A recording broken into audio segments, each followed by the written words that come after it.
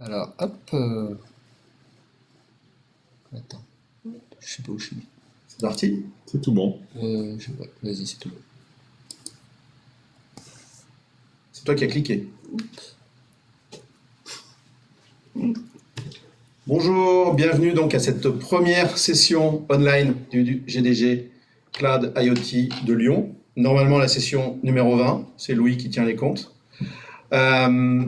L'organisation du GDG est tenue par Thierry Chantier, qui est caché, vous ne le verrez pas pour l'instant sur la caméra, Philippe Charrière, donc moi-même, et Louis Tournaire, de Zenica. Zenica qui nous accueille et qui nous héberge et qui nous permet de faire cette session online. Un grand merci à Guillaume Blaquière. Donc vous pouvez voir son pseudo Twitter à côté si vous voulez le suivre. Enfin, suivez-le d'ailleurs. Merci à tous ceux qui sont connectés. Sinon, de toute façon, la session sera disponible en vidéo dans pas longtemps.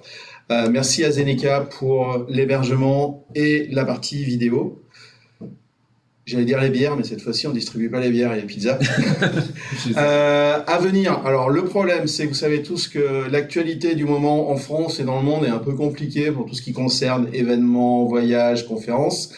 Donc, on aura peut-être François Téchène, ou Téchéné, je ne me rappelle jamais comment on dit. François, si tu nous écoutes, désolé. On n'a pas encore de date, on n'a pas encore complètement de sujet. François s'est parlé de plein de choses. Donc on vous tient au courant de toute façon. Suivez-nous sur le @GDG Lyon et on vous dira ce qui va se passer bientôt. J'ai cliqué trop vite. Avant de passer à la conf, on aimerait beaucoup que des speakers viennent d'eux-mêmes se porter volontaires pour venir faire un talk. Donc des speakers du coin, de Lyon ou pas de Lyon. N'hésitez pas à proposer des sujets, à dénoncer vos petits camarades aussi, si vous savez que certains ont des sujets super intéressants, quel que soit votre niveau, quel que soit le sujet, si possible que le sujet reste technique ou en tout cas lié à l'IT. Et puis de toute façon, il faut bien commencer un jour, et si vous avez besoin d'aide pour qu'on vous coach et qu'on vous donne des conseils, ben vous venez nous voir et ce sera avec grand plaisir qu'on vous filera un coup de main. Je vais donc laisser la place à Guillaume, qui va vous lire le titre de sa presse en anglais. Ça m'évitera d'être ridicule. Guillaume, merci déjà à toi d'être venu. Et puis, c'est parti. Merci. Donc, le titre, c'est en français, comment atteindre une base de données Oracle avec des produits serverless de Google. Alors, cette conférence est en fait une preview du speech que je dois faire au Google Next de San Francisco, qui malheureusement, avec les problèmes de coronavirus, ce n'est pas à San Francisco, ce sera une conférence digitale. Donc, n'hésitez pas, si vous avez des remarques, des reproches à faire cette présentation, avant que je la diffuse, avant que je la fasse pour le Next. Je serai preneur de toute modification si nécessaire. Donc le but est de vous faire cette présentation. Donc je suis Guillaume Blaquière, je travaille chez Veolia. Je suis Scrum Master Lead Developer et je suis aussi Google Developer Expert sur le cloud. Donc un petit mot sur Veolia. Veolia est une grande société du CAC 40, plus de 25 milliards de chiffre d'affaires, avec 170 000 personnes dans le monde, sur 50 pays. Et c'est aussi la première société du CAC 40 à s'être doté d'une raison d'être. Cette raison d'être est assez simple, c'est ressourcer le monde. Voilà, c'est une grande mission, une belle mission, et c'est assez évident pour une société qui est enclin à faire de l'environnement, donc 3 business lines sur l'environnement, qui sont l'eau, avec la distribution, c'est un petit peu vite, c'est pas grave, la distribution, l'assainissement et la collecte donc, des eaux, les déchets aussi avec la collecte et la valorisation des déchets, et enfin une branche un peu plus discrète qui est l'énergie, avec des réseaux de chaleur et puis de l'efficacité énergétique pour les bâtiments, des collectivités et pour les entreprises. Donc Veolia est une très très grande entreprise avec des dizaines, des centaines de filiales. Et avant que je rejoigne le siège social de Veolia en septembre dernier, j'étais dans une de ces filiales. Cette filiale avait et a toujours d'ailleurs une base de données Oracle. Cette filiale existe depuis 20 ans à peu près. Elle a été rachetée il y a plus de 10 ans par Veolia. Une filiale de 170 personnes et elle existe depuis 20 ans. Et je pense que comme beaucoup d'entre vous qui avez une base de données Oracle, aujourd'hui en production, cette base doit avoir plus de 10 ans. Pourquoi je dis ça? Parce qu'aujourd'hui, les nouveaux paradigmes de développement, c'est plutôt du microservice. Et donc, en fait, on a une base de données rattachée à un microservice. Et comme le service est petit, il est micro, on n'a pas besoin d'avoir une base de données grosse et puissante et conséquente comme une base de données Oracle. Et en général, des bases de données open source type Postgre ou MySQL sont suffisantes. Donc, c'est surtout les bases de données qui sont assez anciennes qui sont justement dans ce contexte-là. Dans cette entreprise, donc, il y a une base de données Oracle qui permet, comme beaucoup de bases de données, de servir une application aux clients. Donc, on a un site web qui permet à des clients d'accéder aux données de cette base. Qu'est-ce qui est mis dans cette base? Ce sont des données qui remontent de capteurs IoT. Il y a 3 millions de capteurs sur le terrain, et donc ces capteurs remontent de la donnée, et la donnée est processée et stockée dans la base de données Oracle pour que les utilisateurs puissent les voir. 3 millions de capteurs, donc c'est-à-dire qu'il y a des petits clients, mais il y a aussi des gros clients, voire des très gros clients. Typiquement, la ville de Lyon est un client de cette application, avec 400 000 devices IoT. Et donc 400 000 points, on ne va pas les voir sur un site web un par un, on va avoir plutôt des exports de fichiers qui sont faits à ces clients. Forcément, on a des gros clients, donc si on a des gros clients, on a aussi des grosses factures. Et donc pour ça, il faut les suivre, il faut suivre les clients, il faut les facturer pour que l'entreprise puisse vivre. Mais forcément aussi, si on a des clients que l'on facture, les clients vont demander des contreparties, des SLA. Et donc forcément, il va falloir qu'on suive la santé des devices avec une plateforme de supervision et des stats. Donc ça, c'est aujourd'hui l'application. Je ne sais pas comment appeler cette organisation, c'est une base de données d'entreprise ou un méga monolithe. Je ne sais pas quelle est la meilleure façon de le définir, mais aujourd'hui, c'est le cas existant de cette société. Et c'est problématique. Problématique pour plusieurs choses. Déjà, c'est que si on veut bouger la base de données, on ne peut pas la bouger comme ça, puisqu'on a besoin de bouger toute la base.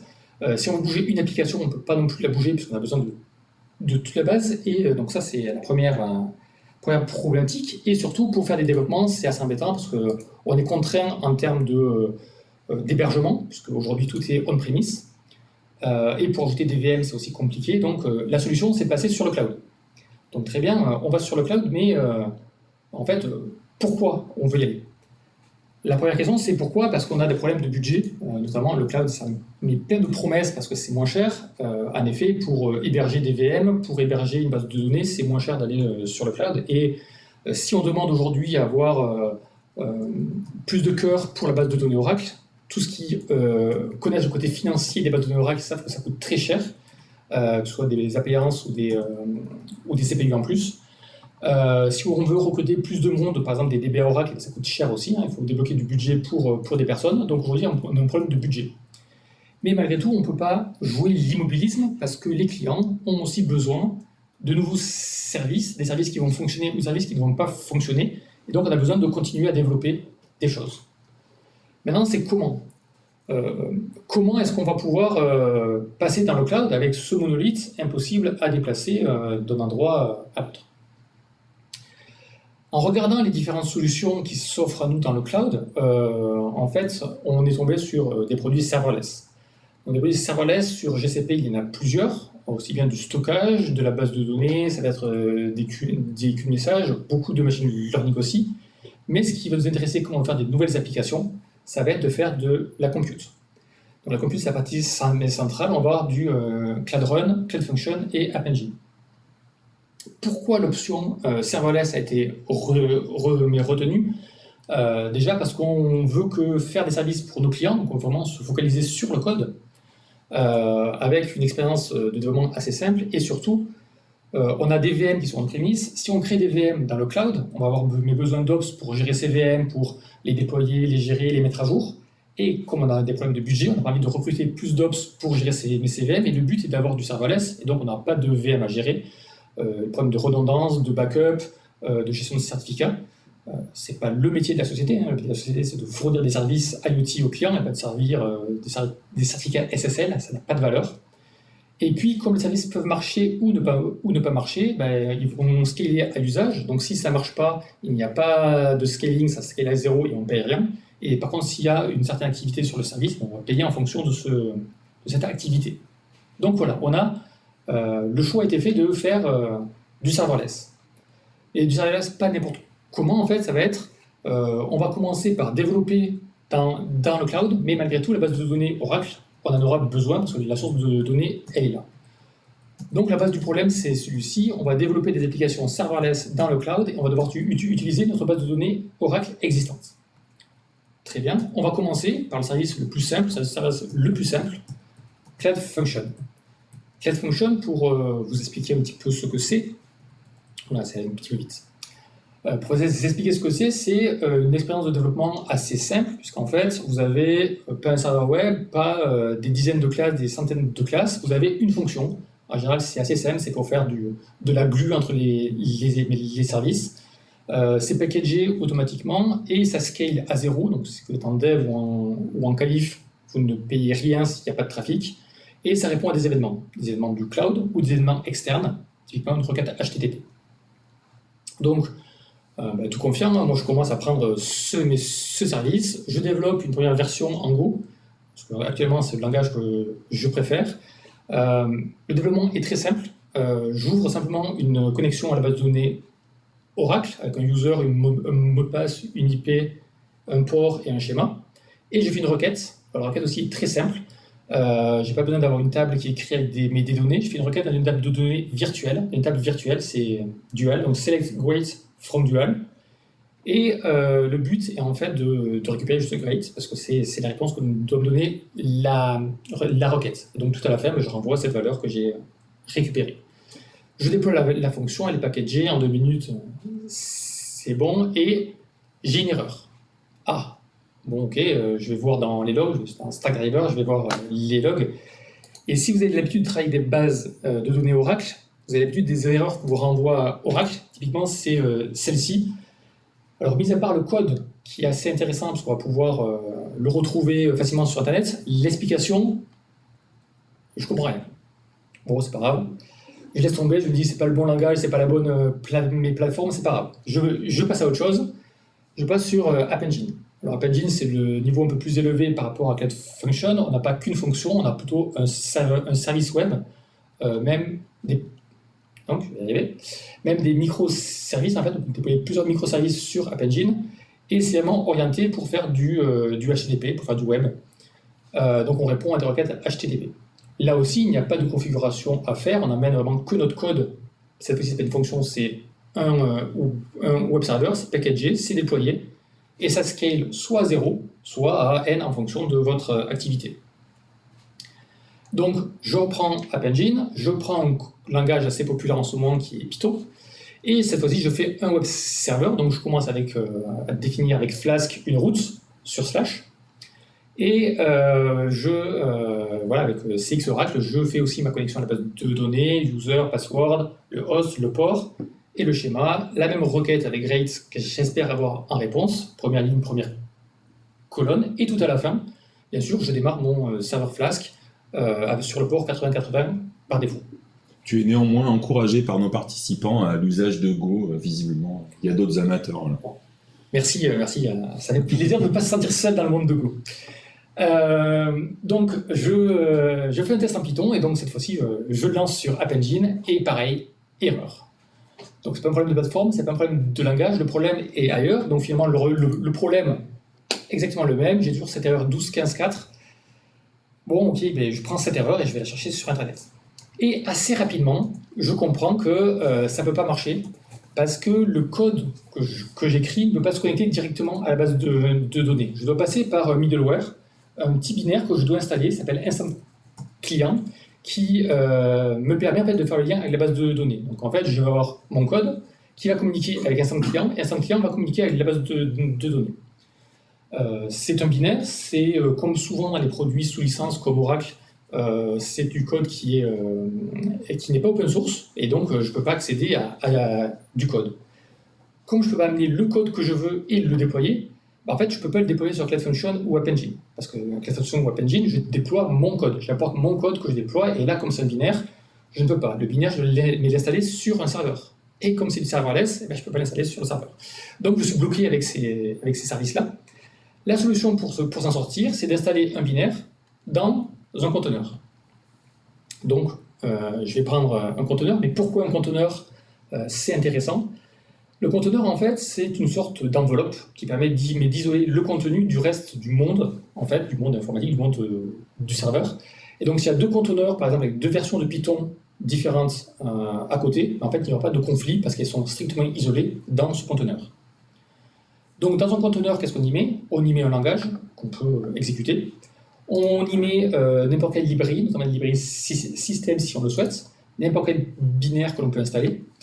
Et on bénéficie d'un écosystème d'images de base assez grand. On peut avoir des images Windows ou Linux, avec des images où on a vraiment un Linux qui est from scratch, avec rien d'installé dessus, ou alors avec des runtime, par exemple pour Python ou pour Node, ou encore un environnement de compilation mais pour Go. Voilà, on a déjà des binaires préinstallés sur des images. Et un dernier point sur lequel je compte insister, puisqu'il y a beaucoup d'amalgames qui sont faits, le fait que c'est un standard de l'industrie. On parle beaucoup de Docker Image, de Docker Container. Docker a fait des choses super, c'est très bien. Docker a eu l'ingéniosité de développer des outils pratiques, faciles, une CLI qui est vraiment très bien utilisée, un Dockerfile pour décrire le contenu d'un conteneur, c'est très bien. Par contre, en aucun cas, le conteneur n'est propriété de Docker. Aujourd'hui, on a des librairies, par exemple en Go, il y a une librairie qui s'appelle Co, qui vous permet de construire des conteneurs sans avoir Docker installé sur votre machine. Donc n'ayez pas peur d'être verrouillé avec Docker en choisissant la solution des conteneurs. Et donc pour lancer un conteneur à mode serverless, Google a introduit l'an dernier, donc c'était au Next 2019, Cloud Run. Cloud Run, donc, ça permet en fait de déployer des conteneurs en quelques secondes en production. De la même manière, ça scale à zéro. Le back-end de Cloud Run est le même que les Cloud Functions, donc on a vraiment le même comportement. On scale à zéro s'il n'y a rien, et s'il y a du trafic, on scale en fonction du trafic. Et Cloud Run amène une compatibilité supplémentaire qui est Knative. Knative, en fait, est, en deux mots, une surcouche qui s'installe sur Kubernetes. Et en fait, si vous avez un conteneur qui est compatible avec Cloud Run, il sera aussi compatible avec Knative. Et comme Knative s'installe sur n'importe quel cluster Kubernetes, vous pouvez avoir cette garantie de portabilité sur un cluster Kubernetes qui est on-premise ou sur notre cloud provider. Donc une fois qu'on a tout ça, ah oui, une précision sur Cloud Run, quand on a un conteneur, on a deux contraintes avec ce conteneur. La première, c'est qu'il doit répondre à des requêtes HTTP. C'est du web. Et la deuxième, c'est que on ne peut pas, les conteneurs doivent être stateless, c'est-à-dire qu'on ne peut pas stocker des éléments en local sur le conteneur. On peut faire communiquer le conteneur avec des éléments stateful, comme Google Cloud Storage pour stocker des fichiers, comme Cloud SQL ou Firestore pour stocker des données en mode relationnel ou en mode document, mais le conteneur en lui-même n'aura pas de données propres stockées de manière persistante. Donc très bien, je prends un conteneur, je prends Cloud Run et je vais utiliser une image qui existe sur Docker Hub. En fait, comme on a une large possibilité, comme il y a plusieurs images de base qui existent sur le marché, je me dis que je vais trouver une image de base avec Instant Client qui est installée et je vais faire un Docker Pool pour récupérer cette image. Manque de bol, Docker Pool ne marche pas puisqu'en fait, il faut avoir un login et un mot de passe pour récupérer cette image. Rien de payant, mais par contre, il faut quand même avoir un compte parce que je pense que Oracle doit tracer les personnes qui utilisent ce genre de choses. Pourquoi ça ne va pas? Parce qu'en fait, je veux intégrer cette construction d'image dans une CI, donc pour faire de l'intégration continue. Et le problème, c'est que si je commence à mettre des credentials dans la CI, il faut que je gère les secrets, il faut que je gère les rotations. Si c'est mon compte personnel que je mets, que je quitte la société, ben, ça peut poser des problèmes ensuite. Voilà, cette solution n'est pas bonne. Et donc, je me dis, à ce moment-là, je vais construire moi-même mon conteneur. Je prends une image Linux from scratch et puis je vais installer Instant Client dessus, mais sans problème. Là arrive en fait un deuxième problème, c'est que Instant Client n'est pas disponible dans toutes les distributions Linux en tant que RPM package. Donc il y a une librairie que j'ai trouvée, une distribution que j'ai trouvée qui s'appelle Oracle Linux, avec laquelle c'est facile d'installer Instant Client. Avec les autres, on est obligé de télécharger le zip, de dézipper, de déployer à différents endroits. Voilà, c'est un petit peu compliqué. Donc j'ai décidé de partir sur cette image de base, Oracle Linux. Première partie, j'installe Instant Client sur cette image. Deuxième partie, comme c'est une image de base, il n'y a pas de Node qui est installé, parce que c'est le troisième test, c'est un Node, au moins il n'y aura pas de jaloux entre Go, Python et Node. Donc je fais cette installation du runtime de mes deux nodes, et ensuite je lance simplement mon application comme je le ferais dans n'importe quel conteneur. Donc je déploie ça, je le déploie sur Cloud Run, là en quelques secondes, c'est magique, et enfin ça marche. J'ai mon grade qui s'affiche, j'ai enfin réussi à faire communiquer un produit serverless de Google avec une base de données Oracle. 3 essais, enfin. Pour résumer cette expérimentation, j'ai fait ce tableau-là. En fait, si on prend au final qu'est-ce qui marche, qu'est-ce qui ne marche pas, avec Cloud Function, c'est pas possible. Avec App Engine Standard, c'est pas possible. Par contre, avec Cloud Run, ça va fonctionner. J'ai pas parlé de App Engine Flexible juste avant. App Engine Flexible, ça fonctionne parce qu'en fait, on peut déployer des conteneurs sur App Engine Flexible.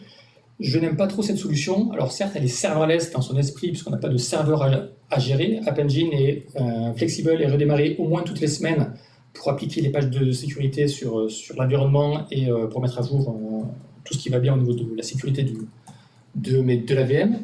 Le problème de App Engine Flexible, c'est que ce n'est pas du pay as you use. En fait, avec App Engine Flexible, vous avez toujours une instance qui est up en permanence. Et donc, si la nuit et le week-end, vos clients dorment et qu'il n'y a personne, vous allez continuer à payer cette instance. Alors que Cloud Run, Cloud Function et App Engine, standard, si vous n'avez pas de trafic, ça scale à 0 et vous payez rien du tout.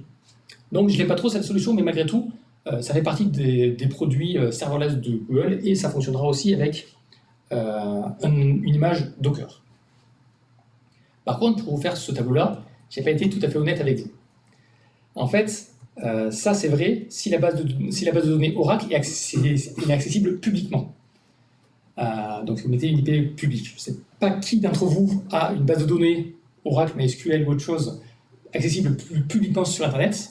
Si c'est le cas, je vous conseille d'aller voir vos responsables de sécurité parce que je pense que certains vont être assez drôles, enfin vous ferez des remarques assez drôles, mais en tout cas, voilà, c'est vrai pour des bases de données publiques. En général, ce qu'on fait, c'est que les bases de données sont accessibles uniquement via des adresses privées, et donc on y accède via un VPC, typiquement dans le cloud.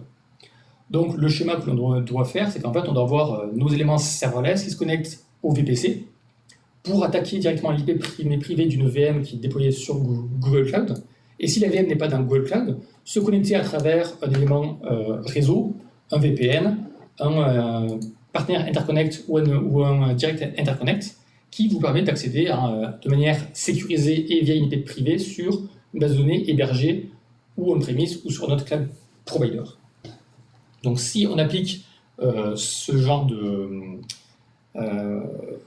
pattern au serverless de Google, on va voir donc ce schéma avec nos différents produits Cloud Function, App Engine et Cloud Run qui vont pouvoir se connecter à un serverless VPC Access.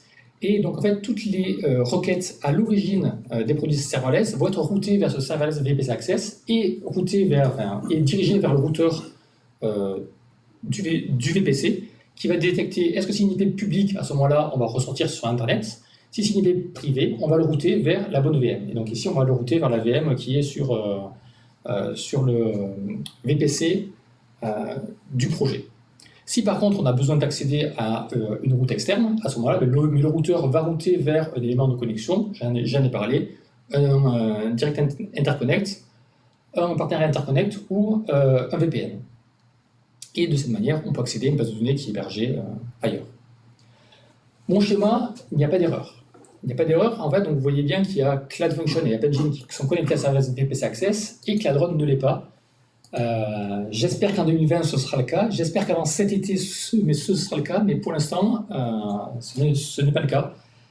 Même en alpha ce n'est pas le cas, donc voilà, aujourd'hui le schéma est correct.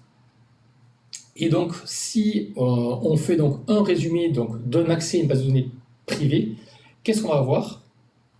On va voir en fait le service VPC Access qui est compatible avec uniquement App Engine et Cloud Function, et si on fait la somme de ces possibilités, uniquement App Engine Flexible et compatible avec une base de données privée déployée sur une base de données Oracle déployée en privé. Alors, ça va faire une demi-heure que je vous parle et je vous ai dit que App Engine Flexible, c'était pas pour moi un produit serverless. Voilà, donc je ne vais pas parler une demi-heure juste pour vous dire d'utiliser un produit que je n'affectionne pas, mais pas vraiment, et parce que j'ai aussi passé sous silence une option. J'ai gardé une arme secrète que je ne voulais pas vous dévoiler avant. Si vous connaissez bien les produits CloudFunction et App Engine, il y a quelque chose dont je n'ai pas parlé. Donc cette arme secrète, beaucoup d'entre vous vont être déçus de cette arme secrète, mais c'est pas grave, je l'assume.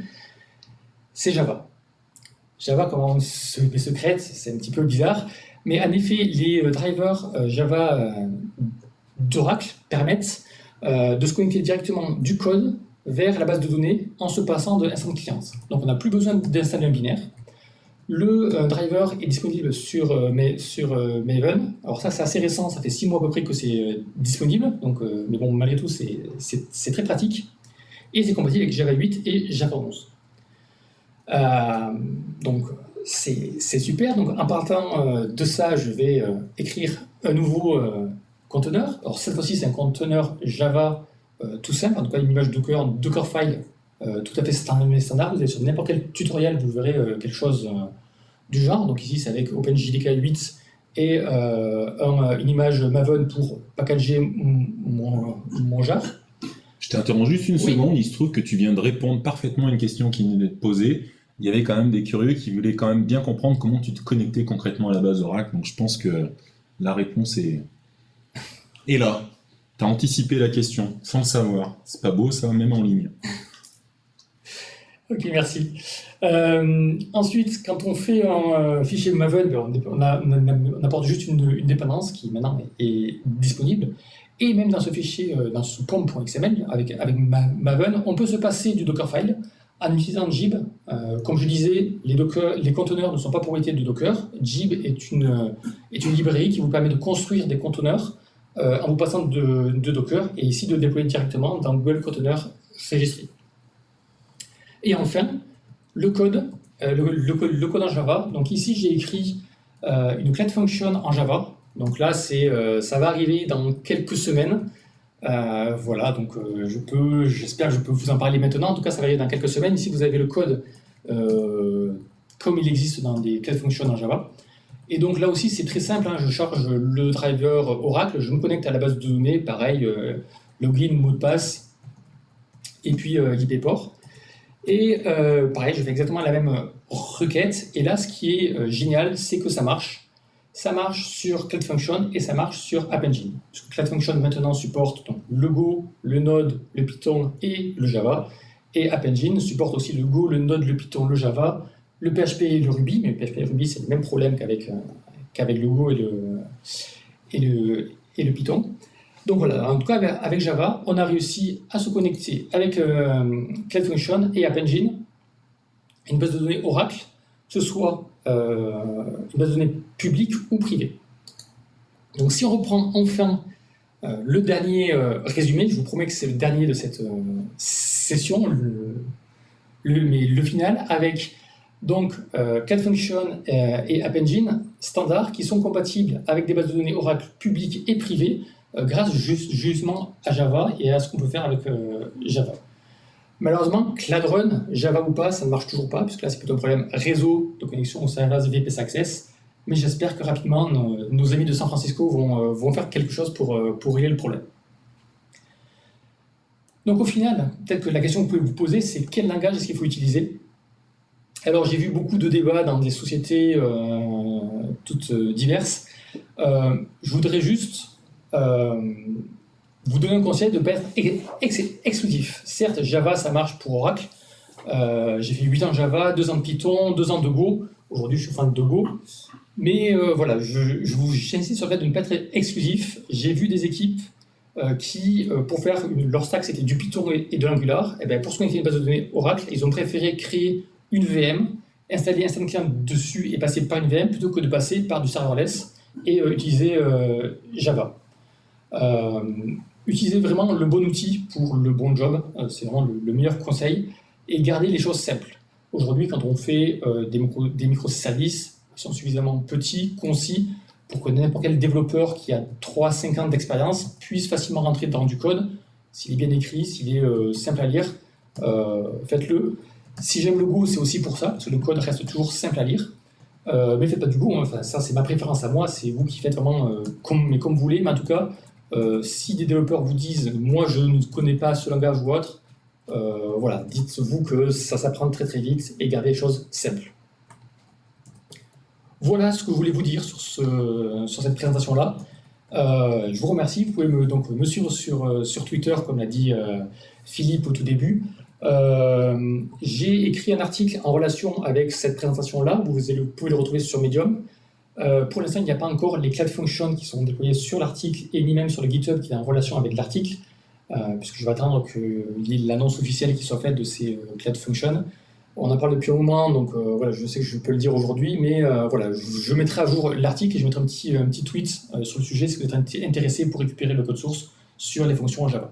Si tu nous y autorises aussi, on nous a demandé si tu pouvais publier les slides que tu as présentés ce soir. Alors oui, il y en a quelques-unes où sur le live, la vidéo où on te voyait à cacher des portions de texte. Les gens ont suivi, mais voilà, ils voulaient aussi consulter les slides. Il n'y a pas de problème, je les posterai sur le Twitter et sur le Meetup, on pourra le mettre un petit lien aussi, il n'y a pas de problème. Voilà. Ça marche. Ça oui, je le ferai.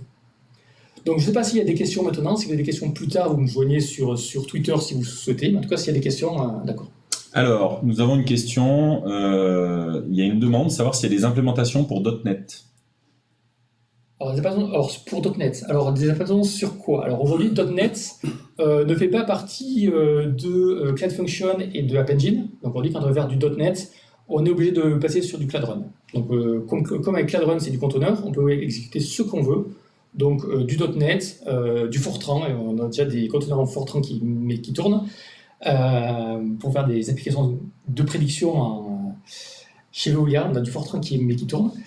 Et voilà, par contre, on passe par Cloud Run. Cloud Run n'est pas encore compatible VPC Serverless Access, donc on ne peut pas accéder à des bases de données Oracle privées avec du .NET aujourd'hui.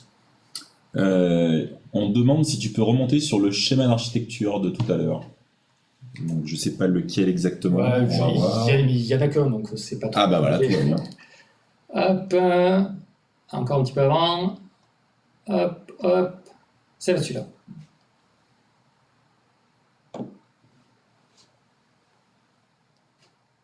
Et donc la question était, justement, tu as commencé à répondre en parlant de l'implémentation de .NET, mais peut-être de faire un petit récap au niveau de l'architecture pour reclarifier l'archi, visiblement, c'était la question. D'accord. Alors en fait, ce qu'il faut voir, c'est qu'on a les produits serverless qui sont en général en frontal, c'est eux que l'on va appeler depuis Internet ou depuis d'autres services qui vont déclencher des requêtes. Ça peut être un scheduler en interne, ça peut être un message de PubSub, donc un message d'une queue de message qui va déclencher un traitement. Et donc en fait, on va déclencher cette partie qui est en général exposée sur Internet, qui est publique.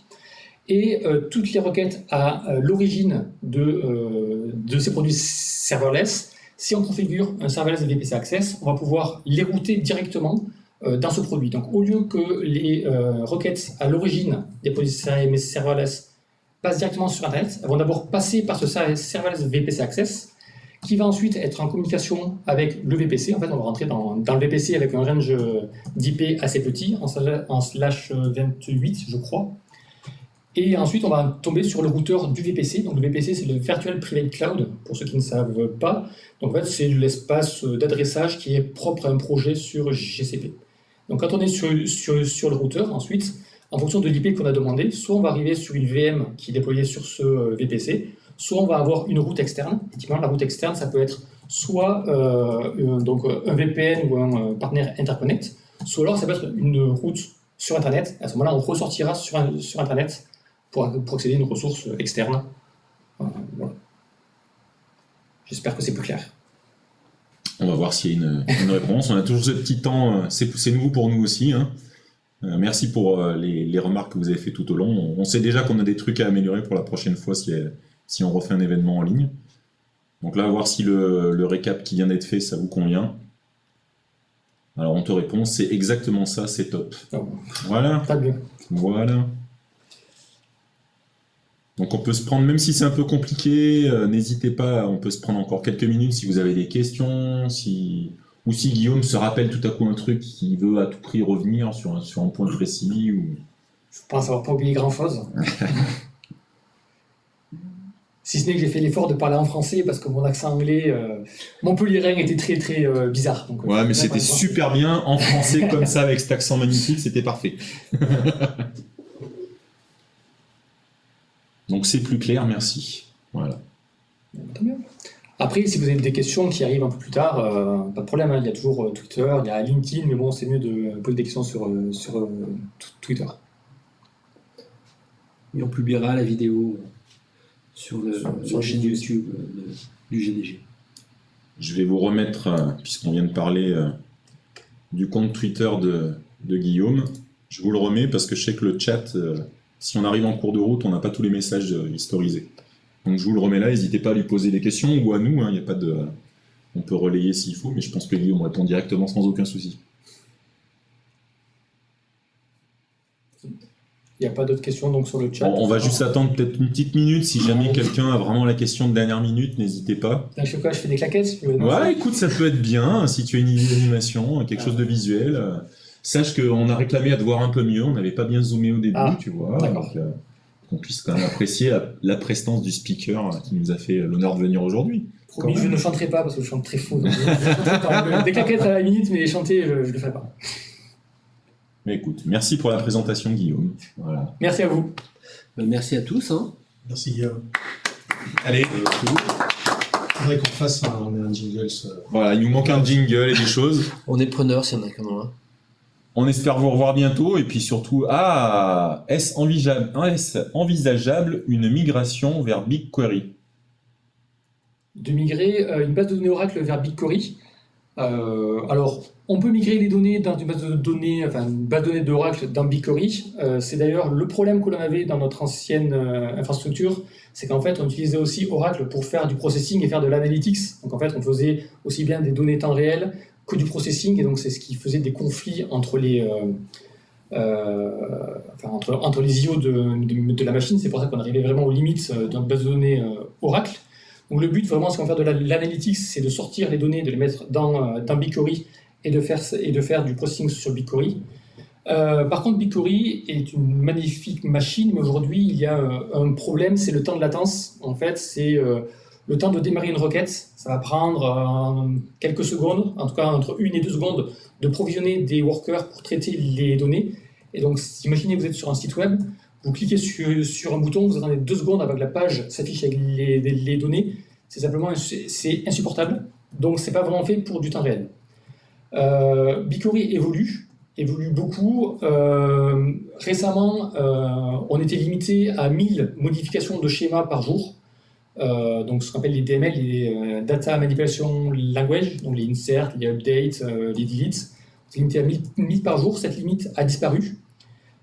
J'ai mis un petit tweet à la personne qui a annoncé ça sur Twitter, qui est apparemment un PM de BigQuery chez Google, en lui disant: c'est parfait, maintenant j'aimerais bien qu'on ait une base de données SQL serverless avec du BigQuery, ce serait super. Il m'a dit stay tuned. Bon, je ne sais pas s'il y aura des annonces au Next là-dessus. En tout cas, avoir une base de données serverless type BigQuery, qu'on puisse migrer du Oracle vers du BigQuery, ce serait magnifique. Ce n'est pas encore le cas. Voilà, donc aujourd'hui je ne le recommande pas pour des raisons de latence. Si vous faites que du processing et de l'analytics sur Oracle, foncez dans BigQuery, c'est fait pour ça. Je pense que tu as bien répondu. On va voir s'il y a encore... Vous me faites gagner du temps. Merci pour la réponse. Mais de rien. C'est pour ça. C'est fait pour ça, ce genre de meeting. Et bien sûr, restez connectés du 6 au 8 avril. J'espère qu'il y aura des belles annonces qui seront faites. Voilà, même si c'est en ligne, oui, il va quand même y avoir un événement. Ah oui, il y aura un événement. Ça sera quand même en ligne. Il y aura des annonces. Parce que, mine de rien, ce soir, c'était quand même un peu une primeur de quelque chose qui se prépare. Voilà. Exactement. Alors, pour tout ce qui se pose des questions de comment ça va se passer, comment ça va s'organiser, comment les talks vont être faits, même en tant que speaker, je n'ai pas d'informations, donc je ne sais pas comment ça va être. Donc voilà, sur l'événement, je peux pas vous donner plus d'infos. On devrait en avoir demain, au moins en tant que speaker. Donc demain, heure de San Francisco, donc demain soir tard. Donc voilà, je ne sais pas encore. Mais écoute, visiblement ça a plu, tant mieux.